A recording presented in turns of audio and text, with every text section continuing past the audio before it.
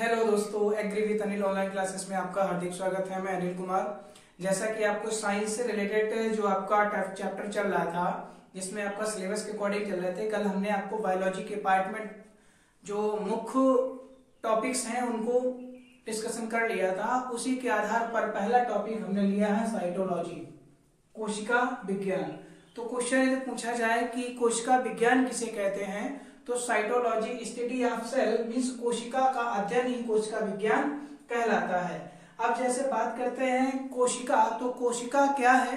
तो कोशिका शरीर की संरचनात्मक एवं क्रियात्मक इकाई होती है और प्रत्येक जीव का जो शरीर निर्माण होता है वो कोशिकाओं से निर्मित होता है। ठीक है, तो हमें साइटोलॉजी में कोशिका के बारे में अध्ययन करना है। तो जैसे हम बात कर सकते हैं कि कोशिका क्या है, क्योंकि कोशिका का अध्ययन करना है तो कोशिका वर्ड क्या है? तो कोशिका जिसे सेल के नाम से जानते हैं, और सेल क्या होती है? तो जीवन की संरचनात्मक एवं क्रियात्मक इकाई कोशिका कहलाती है। तो कह सकते हैं कि कोशिका शरीर की संरचनात्मक एवं क्रियात्मक इकाई होती है। तो कोशिका क्या है? जीवन की या शरीर की संरचनात्मक एवं क्रियात्मक इकाई जो होती है उसे हम सेल कहते हैं। तो कोशिका के बारे में बात करते हैं। शरीर की संरचनात्मक क्रियात्मक कहने का मतलब शरीर की जो सबसे छोटी इकाई होती है वो कोशिका कहलाती है। जैसे सबसे पहले हमारी सेल का निर्माण होता है जिसे हम कोशिका बोलते हैं, कोशिका। फिर कोशिका से हमारा टिश्यू बनता है, टिश्यू जिसे ऊतक के नाम से जानते हैं, और इसके बाद में टिश्यू मिलकर के हमें ऑर्गन का निर्माण होता है, ऑर्गन जिसे अंग के नाम से जानते हैं, और अंग से, ऑर्गन से फिर हमारी बॉडी, शरीर का निर्माण होता है। तो पूछा जाए शरीर की सबसे छोटी इकाई क्या होती है, तो सेल होती है, क्योंकि सेल से टिश्यू का निर्माण होता है, ऊतक, ऊतक से फिर ऑर्गन, अंग, और फिर अंग से हमारी बॉडी का निर्माण होता है। अर्थात कह सकते हैं जो हमारा साइटोलॉजी कोशिका का अध्ययन कहलाता है, और कोशिका शरीर की सबसे छोटी संरचनात्मक एवं क्रियात्मक इकाई होती है।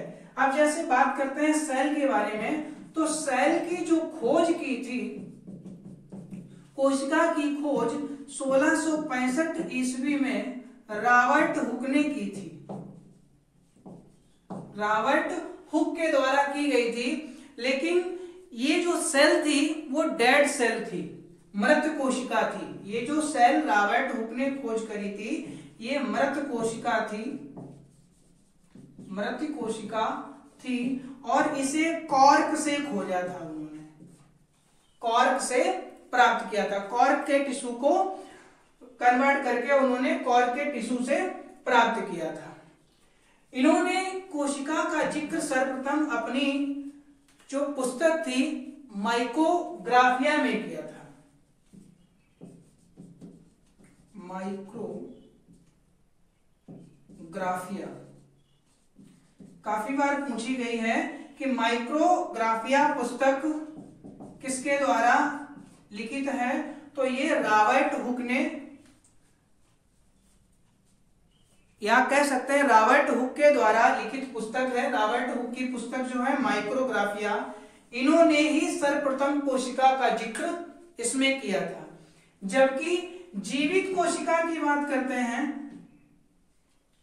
जीवित कोशिका की, जीवित सेल के बारे में जो बताया ल्यूवेनहॉक, एंटोनी वॉन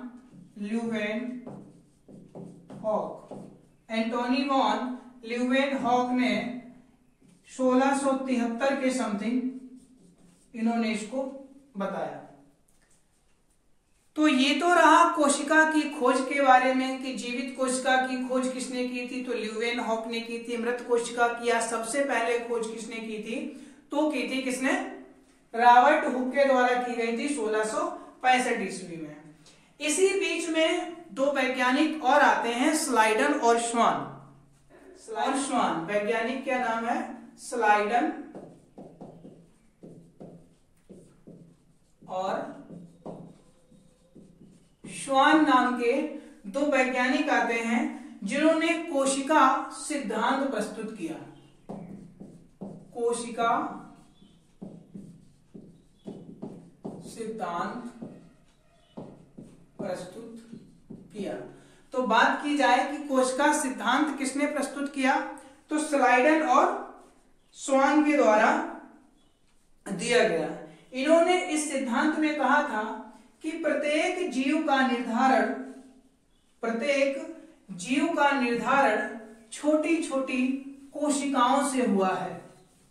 इनके सिद्धांत में स्लाइडन एवं श्वान ने अपने सिद्धांत में कहा कि प्रत्येक जीव छोटी छोटी कोशिकाओं से निर्मित हुआ है और वो जीव निर्माण में कोशिका एक भी हो सकती है और एक से एवं श्वान का जो सिद्धांत था, उन्होंने कहा कि प्रत्येक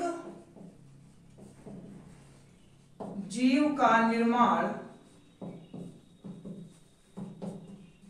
छोटी छोटी कोशिकाओं से हुआ है। यह कोशिका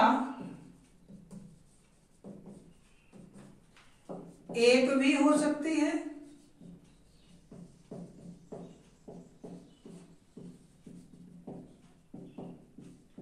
और एक से अधिक भी। ये स्लाइडन और श्वान का सिद्धांत था। स्लाइडन एवं श्वान ने सिद्धांत दिया कि प्रत्येक जीव का निर्माण छोटी छोटी कोशिकाओं से हुआ है। ये कोशिका एक भी हो सकती है और एक से अधिक हो सकती है। इसी को आधार मानते हुए जो जीवों का निर्धारण हुआ वो एक कोशिकीय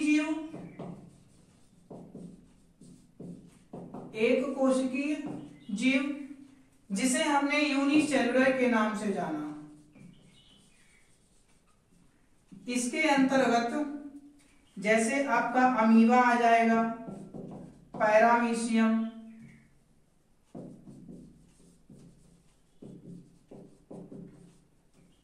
बैक्टीरिया जिसे जीवाणु के नाम से जानते हैं, यूग्लिना आ जाएगा, वीजिए जिसे ब्लू ग्रीन एल्गी, नील हरित शैवाल,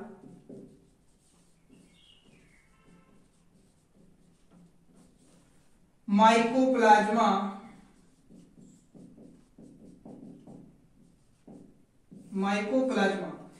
ये जो हमारे जीव हैं ये एक कोश के जीव हैं। अर्थात कह सकते हैं जिन जीवों का निर्माण एक कोशिका से निर्मित हुआ है वो एक कोशिकीय जीव कहलाए। और नंबर 2 में इन्होंने पॉइंट रखा, जिन जीवों का निर्माण एक से अधिक कोशिकाओं से हुआ है उनको हमने बहुकोशिकीय जीव नाम दिया। बहुकोशिकीय जीव, मल्टी सेलुलर।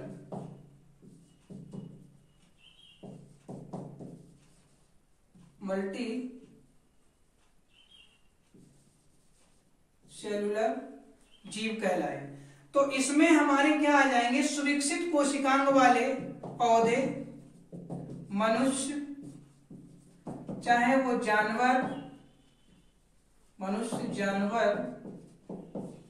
जानवर में कोई भी कुत्ता, बिल्ली, चीता, कोई भी एनीवेयर, मतलब सुविकसित कोशिकांग वाला जो हमारा जीव होगा वो हमारा मल्टी सेलुलर में कहलाएगा, कोशिका का कोशिकांग कहलाता है। अब बात करते हैं कि प्रत्येक कोशिका का निर्माण अपनी पिछली कोशिका से हुआ है, ये एक पॉइंट दिया था। सेलुला ई सेलुला का भी सिद्धांत दिया गया था, जिसमें बताया गया था कि प्रत्येक जीव का सिद्धांत, प्रत्येक जीव कोशिका या जीव का निर्माण अपनी पुरानी सेल या नई सेल का निर्माण पुरानी सेल से ही हुआ है। इसमें एक और अपवाद के रूप में एक और सिद्धांत आता है, जैसे कि स्लाइडन और श्वान ने अपना सिद्धांत दिया कि प्रत्येक जीव का निर्माण छोटी छोटी कोशिकाओं से मिलकर के हुआ है, और ये कोशिका एक हो सकती है और एक से अधिक हो सकती है। इसी को आधार मानते हुए एक और सिद्धांत आया, जिसमें बताया गया कि प्रत्येक कोशिका का निर्माण अपनी पिछली कोशिका से हुआ है। प्रत्येक कोशिका का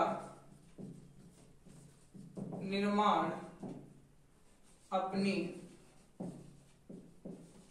पिछली कोशिका से हुआ है।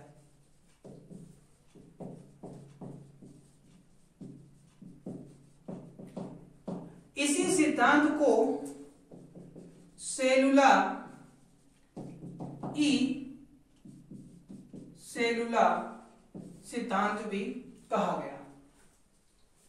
अब बात करते हैं जैसे पुरुष और महिला या कोशिकाओं की यदि बात करते हैं, छोटी कोशिका और बड़ी कोशिका की बात करते हैं, तो यदि हम नेचुरल रूप से देखते हैं,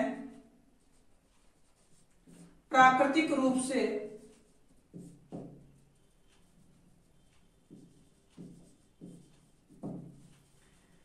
तो जो सबसे छोटी कोशिका होती है वो माइकोप्लाज्मा, सबसे छोटी कोशिका माइकोप्लाज्मा, और सबसे बड़ी कोशिका की बात करते हैं को ऑस्ट्रिच एग, शुतुरमुर्ग का अंडा। ये तो रही हमारी नेचुरल वेस की। यदि हम बात करते हैं मानव में सबसे छोटी कोशिका, मानव में सबसे छोटी कोशिका, तो मानव में सबसे छोटी कोशिका स्पर्म, जिसे शुक्राणु बोलते हैं, जिसे शुक्राणु बोलते हैं। यदि मानव में सबसे बड़ी कोशिका की बात करते हैं,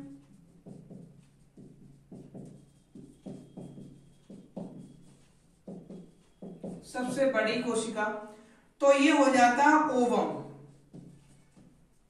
ओवम जिसे अंडाणु के नाम से जानते हैं, फीमेल एग, फीमेल अंडाणु के नाम से जाना जाता है। कोशिकाओं का यदि हम फॉर्मेशन की बात करते हैं, जैसे सेलुला ई सेलुला सिद्धांत दिया गया है कि पिछली कोशिका से न्यू कोशिका का निर्माण, सपोज करो ये एक सेल है, कोशिका के विभाजन के समय ये सेल हमारी दो भागों में विभाजित हो जाती है, फिर इस सेल से नेक्स्ट आगे का विभाजन दो सेल में हो जाता है, फिर इसमें आगे का विभाजन हो जाता है। इसी प्रकार से सेल का फॉर्मेशन होता चला जाता है। तो यही सिद्धांत हमारा सेलुला ई सेलुला कहलाता है कि पिछली कोशिका से नई कोशिका का निर्माण ही कोशिका सिद्धांत में सेलुला ई सेलुला सिद्धांत के नाम से जाना जाता है। जबकि कोशिका सिद्धांत के अपवाद के रूप में बात करते हैं तो वायरस एक अपवाद के रूप में होता है। कोशिका सिद्धांत में वायरस एक अपवाद के रूप में होता है, क्योंकि विषाणु अकोशिकीय संरचना वाला होता है। तो इसको आप लिख सकते हैं, कोशिका सिद्धांत में निम्नलिखित में से क्या अपवाद में आता है? सेल। तो कोशिका सिद्धांत का अपवाद जो है, कोशिका सिद्धांत का अपवाद, क्योंकि कोशिका विभाजन तो सभी में होगा लेकिन वायरस में ऐसी प्रकृति नहीं होती है। तो अपवाद कौन है पूछा जाता है, कोशिका सिद्धांत का अपवाद किसे माना जाता है या कौन है, तो वो वायरस। वायरस कोशिका सिद्धांत का अपवाद है, वो कोशिका सिद्धांत विभाजन का पालन नहीं करता है। विषाणु अकोशिकीय संरचना होती है, क्योंकि विषाणुओं की अकोशिकीय या एसेलुलर होता है। विषाणु जो हमारा होता है अकोशिकीय होता है, अकोशिकीय, अकोशिकीय होता है। अकोशिकीय होता है, इसको एसेलुलर बोलते हैं।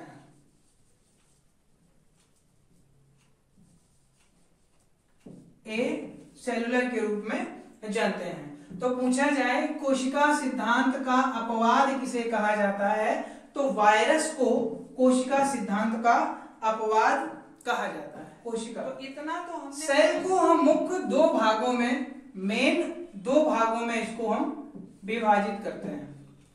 नंबर 1 बोलते हैं सुरक्षात्मक आवरण तथा दूसरा पार्ट जीव द्रव्य कहलाता है।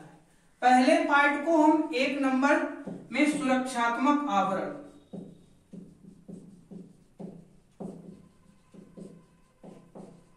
आवरण, प्रोटेक्टिव कवच जिसे बोलते हैं या प्रोटेक्टिव लेयर बोल सकते हैं, प्रोटेक्टिव लेयर,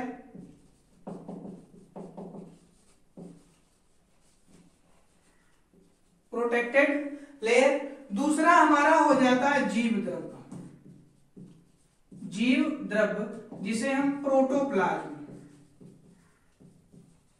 प्रोटोप्लाज्म के नाम से जानते हैं। तो प्रोटेक्टिव लेयर में हमें जो पढ़ना होता है, एक तो पढ़ना होगा सेल वॉल, कोशिका भित्ति,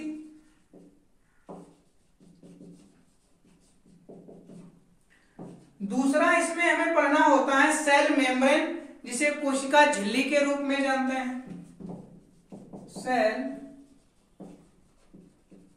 मेम्ब्रेन, कोशिका झिल्ली। और इसी में ही हमें थोड़ा पढ़ना होता है plasma, plasma membrane. Cell membrane को ही एक तरीके का प्लाज्मा मेम्ब्रेन भी बोलते हैं, इसको ही हम प्लाज्मा झिल्ली बोलते हैं, प्लाज्मा झिल्ली। जो सेल मेम्ब्रेन होती है इसी को हम प्लाज्मा झिल्ली के नाम से भी जानते हैं। जबकि बात करते हैं हम जीव द्रव्य की, तो जीव द्रव्य को हम दो भागों में विभाजित करते हैं। एक तो हमारा हो जाता है साइटोप्लाज्म जिसे कोशिका द्रव्य, और दूसरा हो जाता है केंद्रक, न्यूक्लियस के नाम से जिसे जानते हैं। तो जो हमारा जीव द्रव्य है इसको दो भागों में बांटते हैं, एक तो कोशिका द्रव्य साइटोप्लाज्म,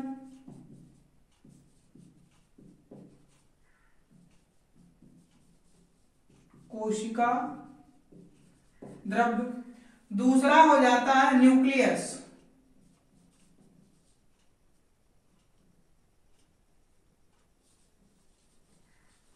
जिसे बोलते हैं केंद्रक, केंद्रक। कोशिका द्रव्य में हमें जो पढ़ना होता है, कोशिका द्रव्य में, इसको मैं एक बार फिर से रिवीजन, इधर जीव द्रव्य को इधर लिख के जिससे आपको स्पष्ट दिख जाए। जीव द्रव्य इसको हमने दो भागों में डिवाइड किया, एक तो हमने कर लिया कोशिका द्रव्य और दूसरा कर लेते हैं हम केंद्रक में, केंद्रक। अब कोशिका द्रव्य में जो हमें पढ़ना होता है वो हमारे कोशिकांग आते हैं, जैसे endoplasmic reticulum,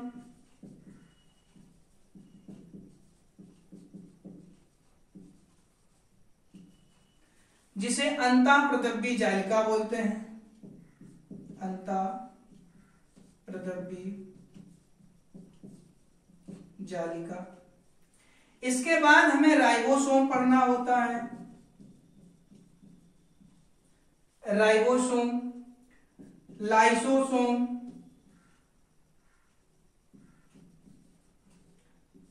mitochondria,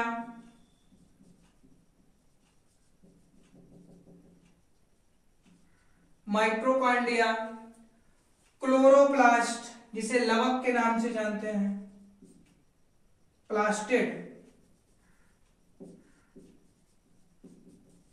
plastid, लवक,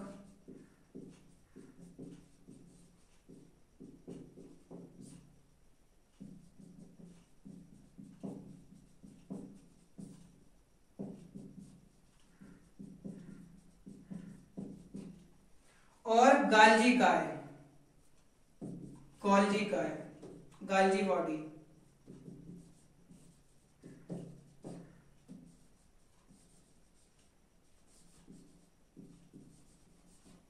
Golgi body. जबकि केंद्रक में हमें पढ़ना होता है केंद्रिका और रिक्तिका के बेस में इसमें होता है हमारा केंद्रिका में। तो ये हमारा इंपॉर्टेंट रहेगा, तो इसको हम बारी बारी से करके पढ़ने की कोशिश करते हैं। थैंक यू दोस्तों, आज के लिए इतना ही काफी है।